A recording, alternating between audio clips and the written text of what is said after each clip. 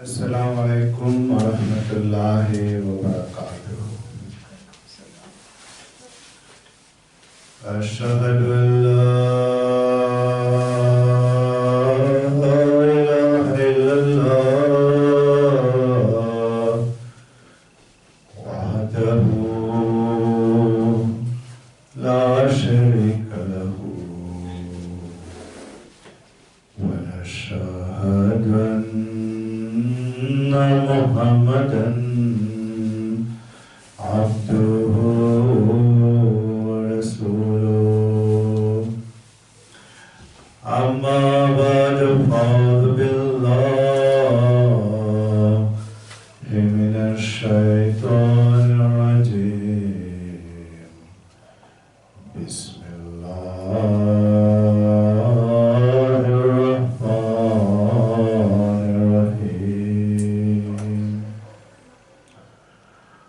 Alhamdulillahi rabbil alamin. Ar-Rahmanir-Rahim. Maliki yawmiddin. Iyyaka na'budu wa iyyaka nasta'in. اهدنا الصراط المستقيم صراط الذين أنعمت عليهم غير المغضوب عليهم ولا الضالين.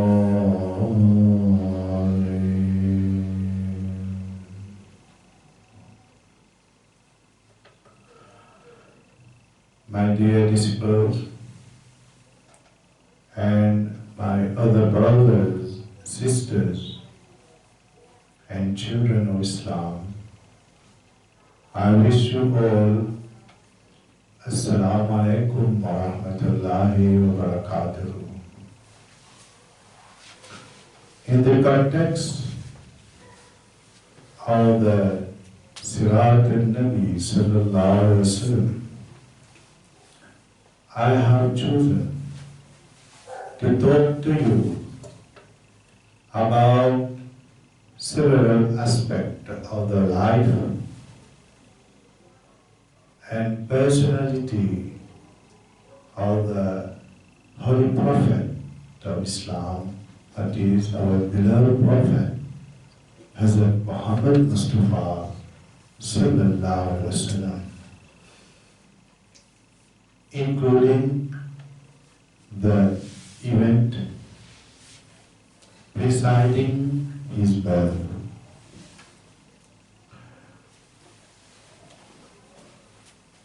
So let's picture the world and Arabia a few years before the birth of the Messenger of Allah, Hazrat Muhammad Mustafa Sallallahu Alaihi Wasallam.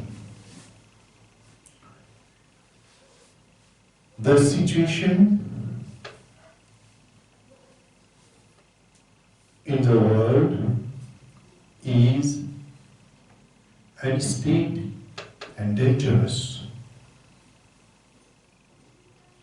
Japan succeeds in achieving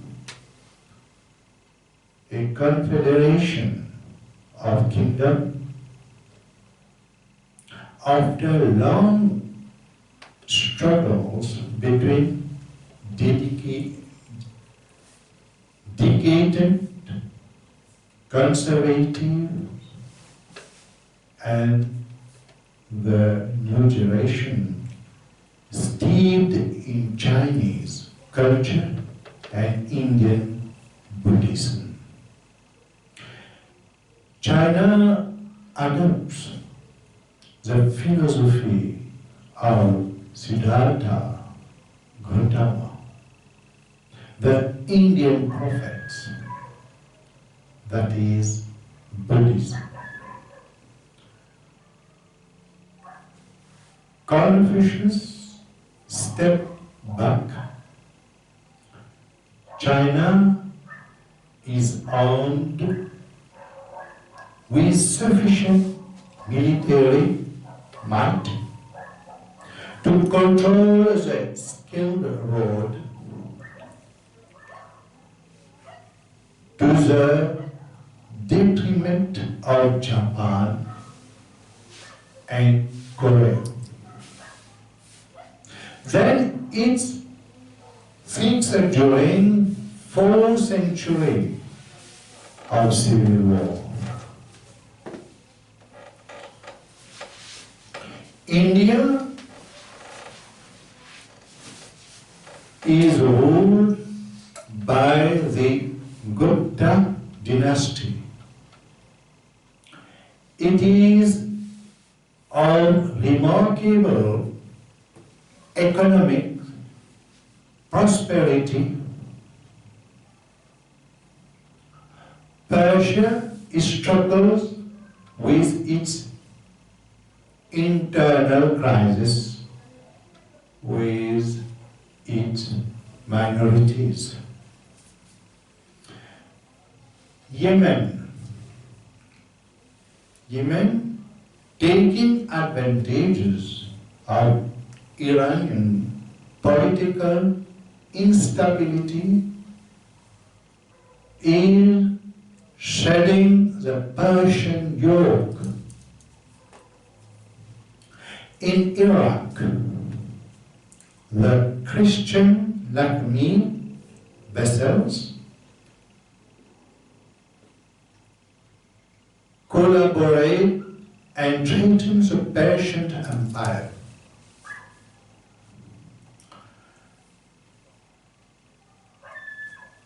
France is still gold.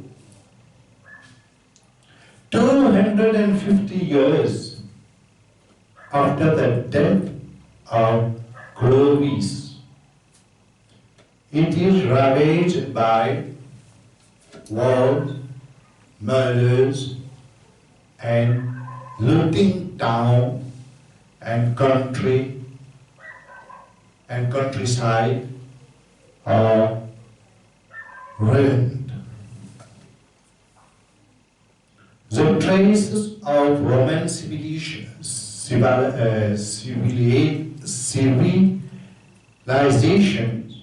disappear, giving way to barbarism.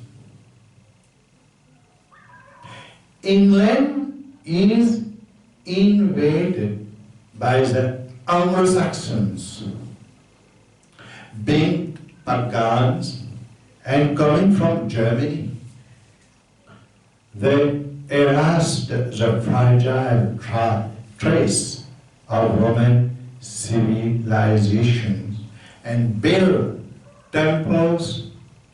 There is worship therein worship of their gods. In pre-Islamic Arabia,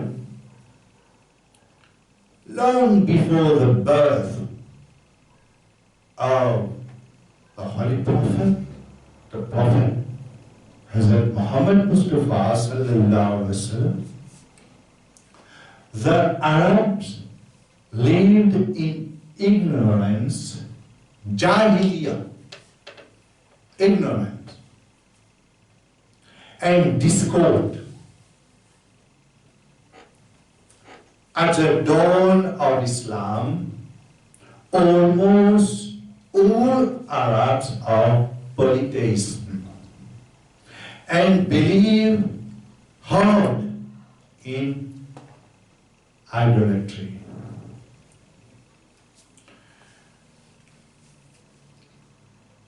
They are pagans. They are torn apart by tribal wars and live under the domination of the powerful. Immorality. Immorality reigns supreme there. Alcoholic beverages, gambling, dancings, usually the practice of burying young girls alive were usual practices among them. In addition, they worshipped oddly shaped idols and other images carved in the shape of humans or other creatures. They employed statues called Allah, Al-Uzza, Manat, Hubbal, etc., etc. Believing that they have the capacity to give them everything, like children, healing, wealth, etc., etc. The first three are particularly venerated. In the tribal organization, to have a son is a great honor. Boys are the strength of the family. They are herdsmen and warriors. The battle waged by the tribes under the pretext are endless. If necessary to the practice the razzia, that is to say, religious terms, negotiations, and pacts of non-violence, among others. Having only girls is a hateful thing in their eyes. They thought Bedouins consider girls as a heavy burden, and some bury them alive. When they are born, lest the girls become a source of dishonor for them. Because honor is sacred among Arabs.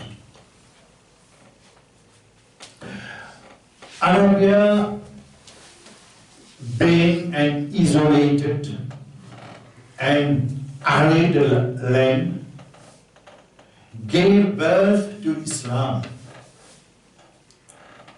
It looks like the inhospitable island of sand, island of sand, with lava and wind-swept zones.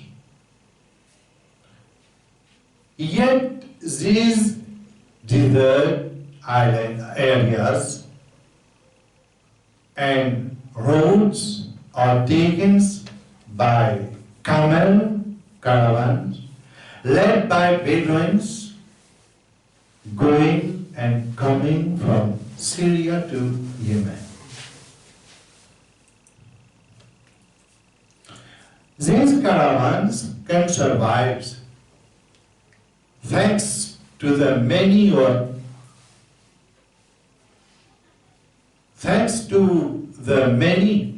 oases which can be recognized by their palm trees and other date palms where farmers live. Netran, Yatrib. Netran, Yatrib, Fadak, Khaybar, Madian, Tabuk are known by all Bedouins as a place of rest where they quench their thirst in the shade of those palm and date trees, which are the providence of the man's of the desire. So, the merchants are settled in Mecca, the spiritual capital of the Muslims world, a land blessed and made noble by Allah Ta'ala. All of them, nomadic or sedentary, are organized into more or less known clans and tribes.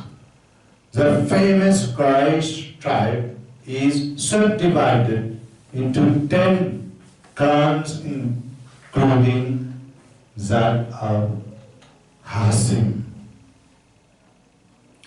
Pre-Islamic Mecca, a prosperous city, attracts a crowd of merchants in its narrow street. Every year, Arabs come from all sides on pilgrimage to the temple of the Kaaba. They worship 360 idols made of stone, bronze, and wood of this cube-shaped temple. All the people of Arabia consider certain months of the year to be sacred, such as the month of Rajab. Mecca is a great place of pilgrimage where sordid idolatry is practiced without the slightest influence on the behavior of the individual, both social and spiritual. In Okaz, that is near Mecca, the biggest fair is held. The pilgrimage and the fair bring in a lot of money, making Mecca a highly developed city and state. It is directed by a council of 10 hereditary chiefs with divisions of power. The Meccans are good caravanners. They know very well how to lead caravans. They are people who are very interested in the art and letters, such as poetry, good speaking skills, and they know how to relate night stories. Women are well treated, especially those in the higher ranks of society.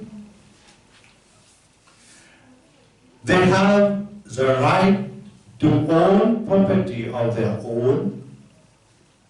They can give their consent to marriage or contract the right to divorce. The qualities and faults of the Arabs are the qualities and faults developed by their conditions of existence. Honor is sacred among Arabs. And even if they find it necessary to bury their daughters alive to maintain this honor in their society, they do so without hesitation. On the one hand, they are friendly and excellent host, a quality that for them reflect their humanism, but on the other hand, they don't hesitate to kill in the name of that same honor. You know, there's a historian by the name of had described to us the pre-Islamic Arab. Said that they have preserved the patriarchal customs of their ancestors. They are in a singular, bloodthirsty and obsequious contrast, superstitious and enthusiastic, greedy for belief and fiction. They seem endowed with eternal youth and are capable of the greatest things when a new idea dominates them. Free, generous and proud, the Arab is at the same time irrational and daring. One can see in him the type of virtue and vice of his nations. The need to provide for his own needs makes him active. He is patient with all kinds of sufferings, which he is obliged to endure. He loves independence as the only good he is given to enjoy. But he is quarrelsome. He is quarrelsome out of hatred, of all dominations. Being hard on himself, he becomes cruel and too often shows himself eager for revenge. Nothing is dearer to the Bedouins than his freedom and his independence, and this good he has been able to keep intact through the ages. All the conquerors who have dominated the world have never been able to enslave it. Any domination of the Arabs will always be short-lived and cannot even be established in an ephemeral way unless the Arabs are fooled by the Arabs. The climates were more representative of the entire globe than any other regions of the earth. Arabia was a miniature of the world in all its diversity. It is in this land, in this time, and in this environment that a man would be born. This man was Muhammad sallallahu alaihi wasallam, son of Abdullah, who was himself the son of Abdul Muttalib, who was himself the son of Hazim. Muhammad ibn Abdullah ibn Abdul Muttalib ibn Hazim, the messenger of excellence of Allah. He was born in the year 570 of the Christians' era. He, liked by the grace of his unique creator, Allah, he taught a pity and salvation. He knew how to break the chain of this absurd ignorance, and he endowed the whole world with a beneficial message. Allah says in the Holy Quran, Allah Tabarak wa Ta'ala says in the Holy Quran that we have sent you to all men only as a bringer of good news and as a warner, but most people do not know. Surat-un-Nabi, chapter 34, verses 29. Hazrat Muhammad Mustafa sallallahu alaihi wasallam was a man with a noble and exalted mission. He represented a combination of all the virtue of all the Israeli prophets. The courage of mothers, the sensitivity of Harun, the patience of David, the greatness of Solomon, the simplicity of John the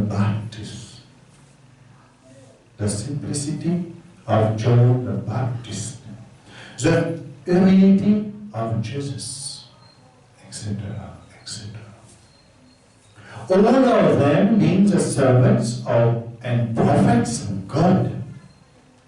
His only mission was to unite men behind the worship of one God, that is Allah Ta'ala, and to teach them the way to a life of honesty and integrity according to the law and commandments of Allah Ta'ala. commandments of God. We have not lived through that time, but by the grace of Allah, this page in the history, this page in the history of mankind marked us with solid and sincere faith with Allah. Choose us as Muslim. Alhamdulillah. Summa alhamdulillah. Compare with the words of all men, those of the Messenger of Allah. Hazrat Muhammad Mustafa sallallahu alaihi wasallam are the greatest and the degrees of his mercy, rahmah, are unmatched and priceless. His blessings, his rahmah, is not limited to a family, is not limited to a family, not limited to a community, but extend to all the humanity. All the humanity. He surpasses all men as an individual with his coming. The Holy Prophet Muhammad Mustafa sallallahu alaihi wasallam considered all stages of man's life or ruled human life from cradle to death.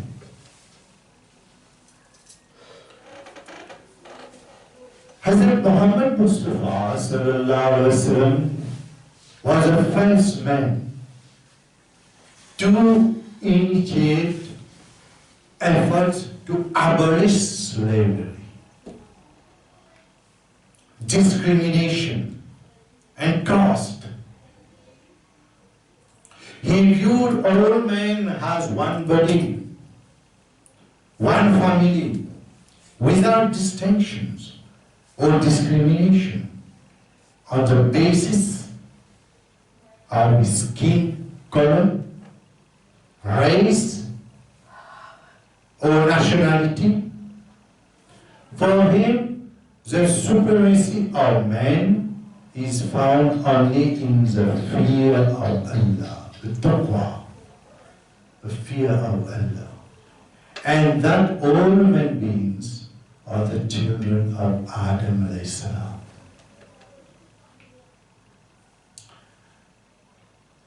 He himself said, our beloved Prophet, Hazrat Muhammad said, Arabs are not superior to non-Arab, and non-Arab are not superior to Arabs. There is no superiority of white over black, or of black over white.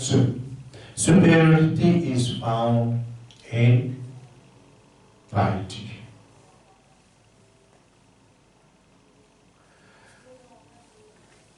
With this word, our noble Prophet, Hazrat Muhammad Mustafa sallallahu alaihi wasallam, broke all artificial barriers created by man.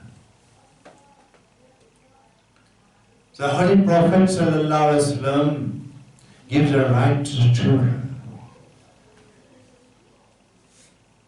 Our beloved Prophet Hazrat Muhammad Mustafa sallallahu alaihi wasallam had a loving nature.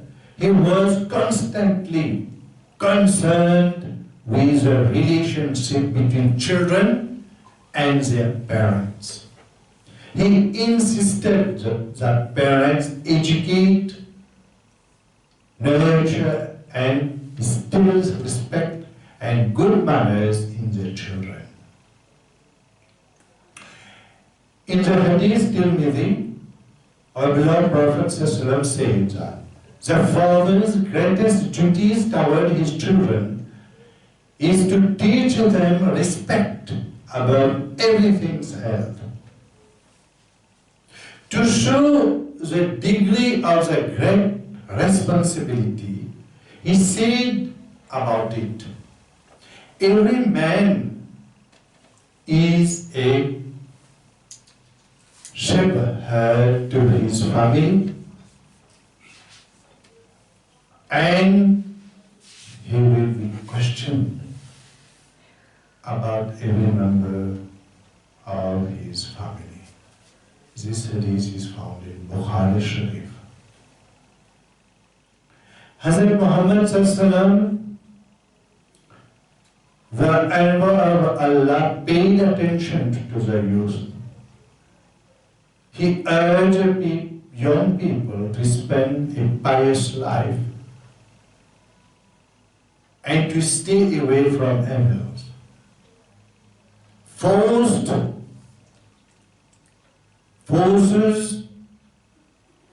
which can deviate them from the right path at any time. He says that on the day of judgment, Allah will shed the 7 of you who were in the foreign path, and one of those 7 is the youth who was brought up in the worship of Allah. Always in the worship of Allah. The youth.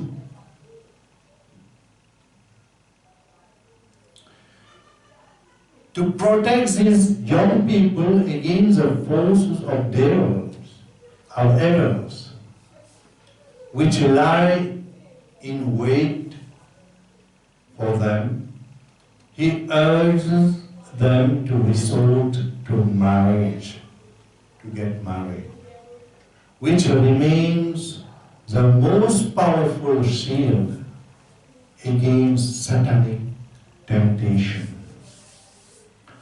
Hazrat Muhammad said that when a man gets married, half of his religion is saved. To keep the other half, it is enough to ask Allah for piety. He said also, "O young people, anyone among you who can afford it, let him marry without delay." What kind of very good advice our prophets have given the youth. As it will help him, he says that, as this married without delay, if he can get married without delay. This will help him to safeguard his chastity. Those who cannot afford to do the same, let them fast. Keep fasting. Let them fast, because fasting is a shield against evil, and it diminishes the sexual impulse. Also, if we continue, the speech will become very long. We cannot finish. We'll take year by year displaying the Sirat of Nabi Kareem Sallallahu. Now we come how the messengers of Allah, Hazrat Muhammad Sallallahu, especially recommended treating parents well with love and tenderness, especially when they are old.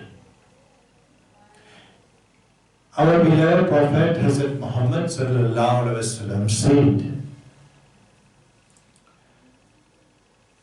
"The pleasure of Allah is in the pleasure of the Father, while paradise is at the feet of the mother. In the Holy Quran, Allah Ta'ala tells us, and your Lord has decreed that you worship none but Him, and that you be dutiful to your parents. If one of them or both of them attain old age in your life, say not to them a word of disrespect, no shout at them, but address them in terms of honor. This verse is found in Bani Israel. So in Bani Israel, chapter 17, verses 24. Also, the Holy Prophet has advised us how to behave with our neighbors. The messengers of Allah, Hazrat Muhammad sallallahu alaihi wasallam, recommended good relationship with others, and especially with neighbors, so much so that they have nothing to blame themselves for. The Holy Prophet said, he will not enter heaven who by his evil deeds does not inspire security in his neighbors. He also said, I am not of the one who eats his fill while his neighbor is hungry. The Holy Prophet ﷺ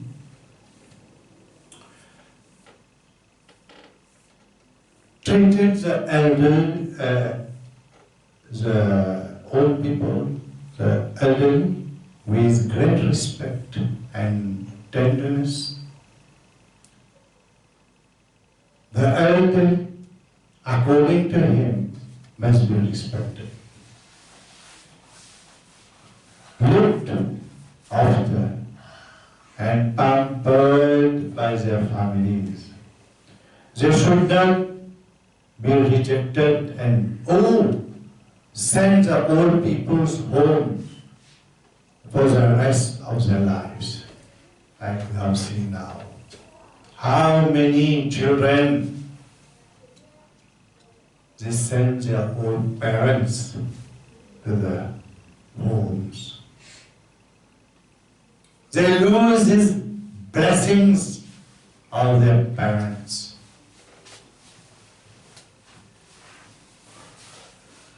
They treated their parents in a bad way, more than animals. So the Holy Prophet ﷺ said, he who neither respects the old nor has pity for the young is not part of me. It's very important. Also, the Holy Prophet ﷺ has given orphans, widows, and the poor a privileged positions in society, and calls for special tenderness and love for them as they are deprived in this invaluable support, which is the affection of parents. He, our beloved Prophet, Hazrat Muhammad Mustafa sallallahu alaihi wasallam said,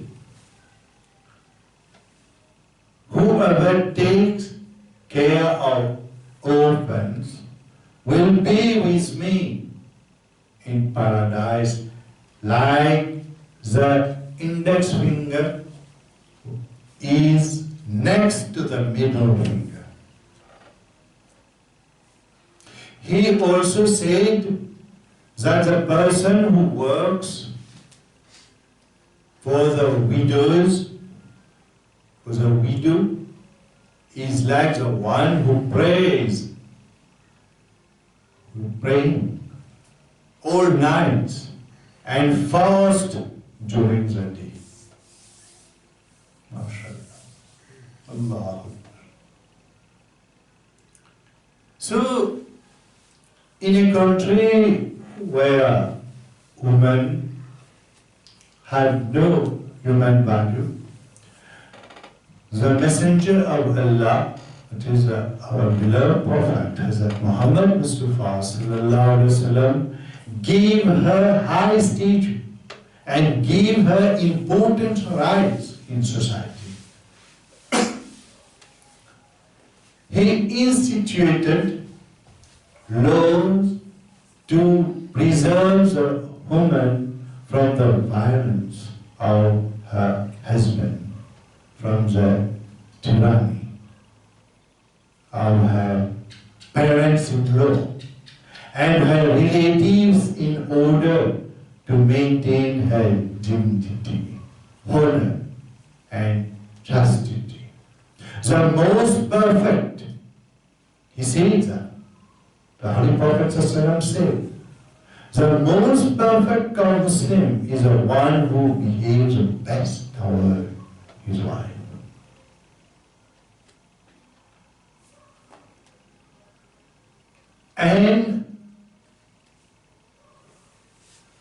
And the Prophets of Allah, that is the Holy Prophet, Hazrat Muhammad ﷺ, did not fail to dwell on the word of a girl.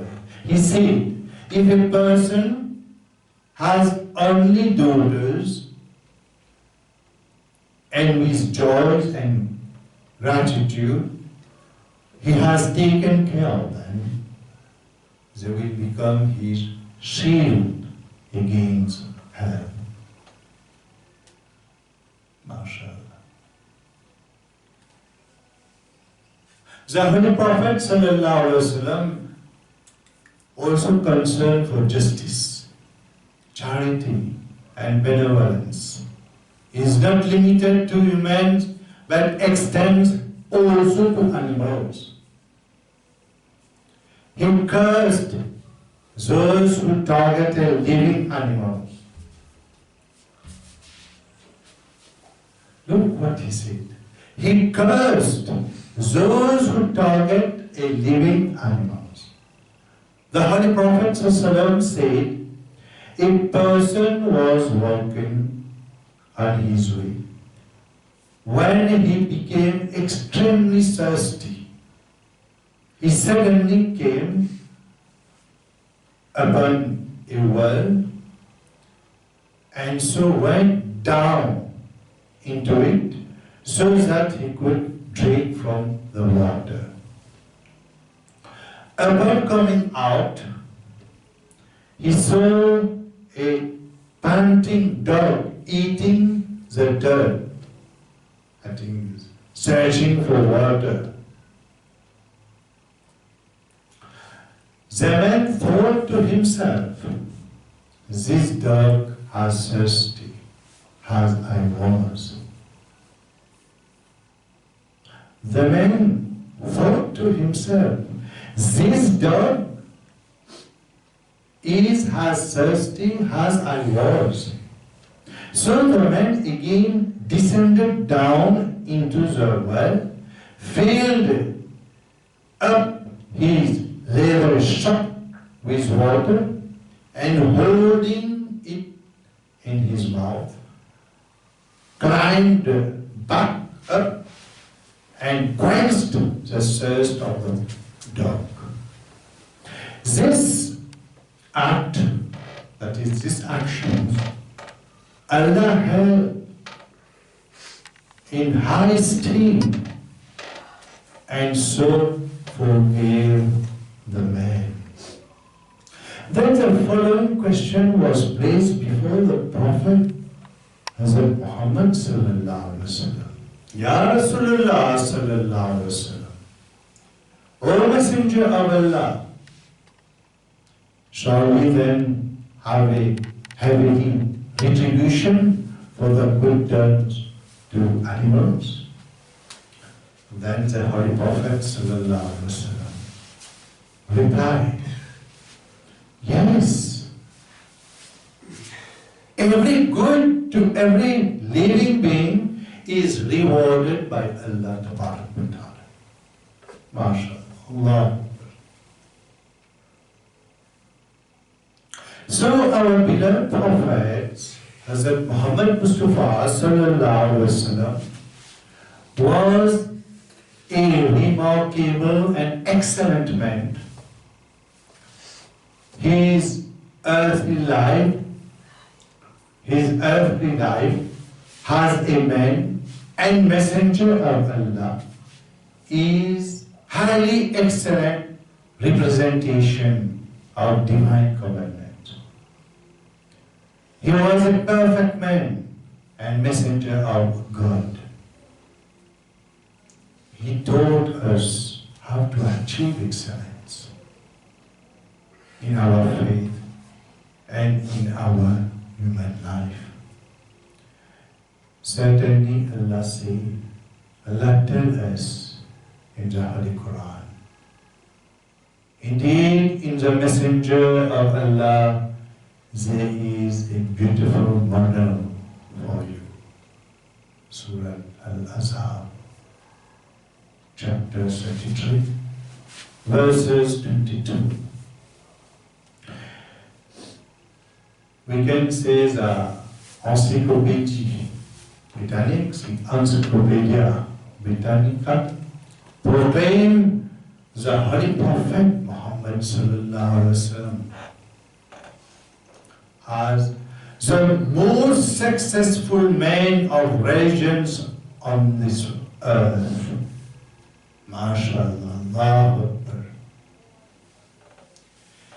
He left this world at the age of 63 in the year 632 of the Christian era, advising us, I have left with you two things, which, if you follow them, you will never go astray. The books of Allah and the Sunnah of His Prophet sallallahu alaihi wasallam. So this can make you have a reflection and understand what Allah says in the Holy Qurans. Obey Allah and obey your Rasul. Obey Allah, that is, obey the commandment of Allah in the Holy Quran. And obey His Rasul. His Rasul, Hazrat Muhammad sallallahu alaihi wasallam, has told us.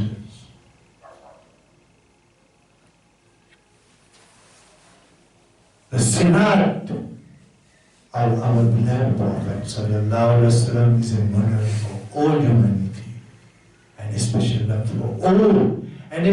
for all the believers in the Ummah Muhammadiyah sallallahu alaihi wasallam.